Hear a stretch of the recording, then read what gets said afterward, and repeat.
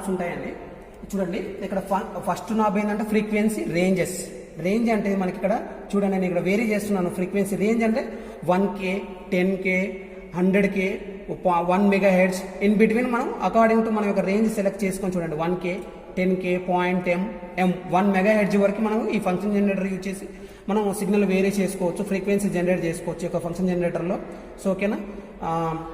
See here నేను ఇప్పుడు function generator నేను ఇక్కడ 1K పెడుతుంది చూడండి అన్న. 1K పెడుతున్నాను ఇక్కడ. 1K పెట్టి ఇక్కడ చూడండి ఈ యొక్క ఫ్రీక్వెన్సీ వేరియబుల్ నాకు కనిపిస్తుంది కదా. ఈ ఫ్రీక్వెన్సీ వేరియబుల్ తోటి మనకి ఇక్కడ చూడండి ఫ్రీక్వెన్సీ వేరియబుల్ చేసుకోవచ్చు అనమాట. అకార్డింగ్ టు మనకి ఈ యొక్క రేంజ్ వరకు ఎంతవరకు కావాలనేది మనకు 1K వరకు అప్ టు 1K వరకు పెట్టుకోవచ్చు.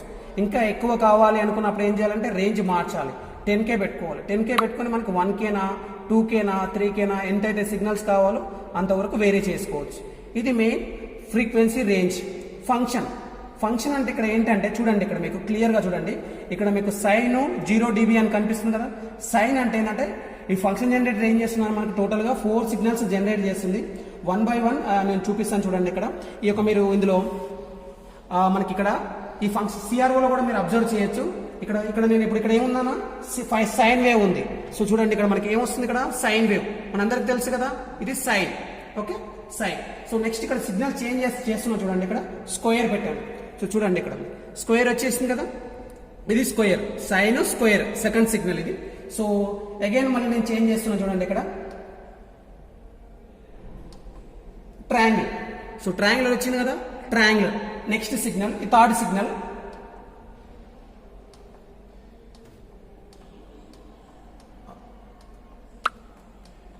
See here DC.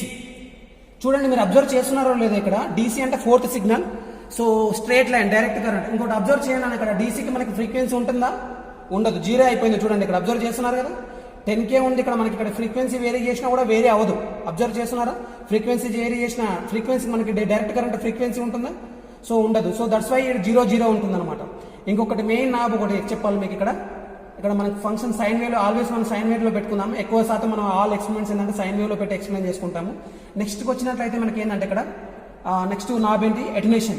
ఇక్కడ అటెన్యూషన్ అంటే ఇక్కడ 0 dB. అటెన్యూషన్ అంటే ఏంటన్నా మనకు సిగ్నల్స్ ని అటెన్యూట్ చేస్తుంది, అంటే క్లిప్ చేస్తుంది.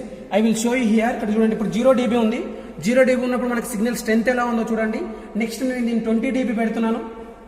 20 dB పెట్టినప్పుడు ఏమైందని ఇక్కడ సిగ్నల్ యొక్క స్ట్రెంత్ ఏమైంది, హైట్ అబ్జర్వ్ చేస్తున్నారు మీరు, హైట్ అనేది డిక్రీజ్ అయింది. Again I will change this knob 40 dB. 40 dB అయింది, కంప్లీట్ గా అటెన్యూట్ అయింది సిగ్నల్. సో అందుకని మీరు ఎక్స్పెరిమెంట్ చేసే ముందు, ఈ ఫంక్షన్ జనరేటర్ యూజ్ చేసే ముందు మనకి అది 0 decibels లో ఉండేటట్టు చూసుకోవాలి. సో 0 decibels లో పెట్టుకుంటే మనకు పర్ఫెక్ట్ సిగ్నల్ అనేది వస్తుంది. లైక్ దిస్, ఇలా సిగ్నల్ వస్తుంది. Okay. And next the amplitude variable. మనకి ఏంటంటే ఆంప్లిట్యూడ్ అంటే ఏంటంటే height. Okay, amplitude variable means height. So height adjustment అనేది మనకి ఇక్కడ నుంచి కూడా చేసుకోవచ్చు. ఓకే, ఇక్కడ ఈ యొక్క ఆంప్లిట్యూడ్ వేరియబుల్ తోటి ఇలా హైట్ అడ్జస్ట్మెంట్ చేసుకోవచ్చు. ఇన్ ద సేమ్ మ్యానర్ మనకి ఇక్కడ ఛానల్ 2 లో ప్రెస్, ఇప్పుడు మనం ఛానల్ 2 చేస్తున్నాం కదా. సో ఇలా వోల్టేజ్ వేరీ చేసి కూడా మనకి ఇక్కడ మనకి ఏం చేసుకోవచ్చు, హైట్ అనేది అడ్జస్ట్మెంట్ చేసుకోవచ్చు. 2 ways చేసుకోవచ్చు. ఒకటి వోల్టేజ్ వేరీ చేసుకోవచ్చు and as well as amplitude variable తోటి చేసుకోవచ్చు. ఇక్కడ చూడండి, ఇక్కడ DC ఆఫ్సెట్ ఆల్వేస్ 0 లో ఉండేటట్టు చూసుకోవాలన్నా. ఇక DC ఆఫ్సెట్ కనుక 0 లో లేదనుకోండి, మనకి సిగ్నల్ చూడండి ఎలా వస్తుందో. ఇక్కడ మనకి సిగ్నల్ కనుక ఇలా బ్లర్ అయినప్పుడు మనం ఏం చేస్తామంటే DC ఆఫ్సెట్ ని వేరీ చేసి ఏం చేయాలంటే మనకి ఇక్కడ పర్ఫెక్ట్ సిగ్నల్ ని సెట్ చేసుకోవాలి. ఇంకొకటి అబ్జర్వ్ చేయండి, ఇక్కడ మీరు ఇందులో ఇక్కడ మీకు తీసి చూడండి నాన్న. ఇక్కడ ఏముందన్న అవుట్పుట్, ఇది ట్రిగర్. మీరు ఆల్వేస్ ప్రోబ్ని ఎక్కడ కనెక్ట్ చేయాలంటే అవుట్పుట్ మాత్రమే కనెక్ట్ చేయాలి. వై? బికాస్ ఇది ఓన్లీ ట్రిగరింగ్ పాయింట్. ఓకే, ఇక్కడ ట్రిగరింగ్ కనుక కనెక్ట్ చేశారనుకోండి ఏం జరుగుతుందో చూడండి ఒకసారి. ఇక్కడ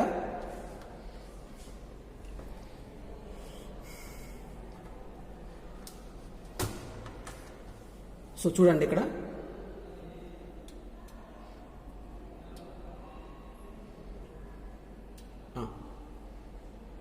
చూడండి, ఈ ట్రిగరింగ్ కనెక్ట్ చేసినప్పుడు ఏమొస్తుంది, స్క్వేర్ వేవ్ వస్తుంది కదా.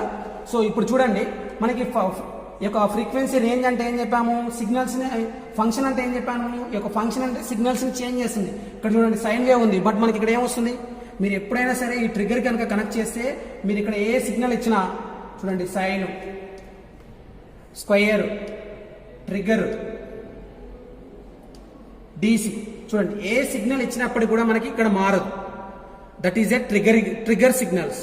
సో ఆల్వేస్ అందుకనే మీరు ఏం చేయాలంటే ప్రతిసారి ఎప్పుడైనా సరే ఎక్స్పెరిమెంట్ చేస్తున్నాము అంటే ఇప్పుడు మీరు ఏం చేయాలంటే ఈ యొక్క ట్రిగరింగ్ పాయింట్ కాకుండా అవుట్పుట్ మాత్రమే కనెక్ట్ చేయాలి. ఈ యొక్క మన ప్రోబ్ అందంటే అవుట్పుట్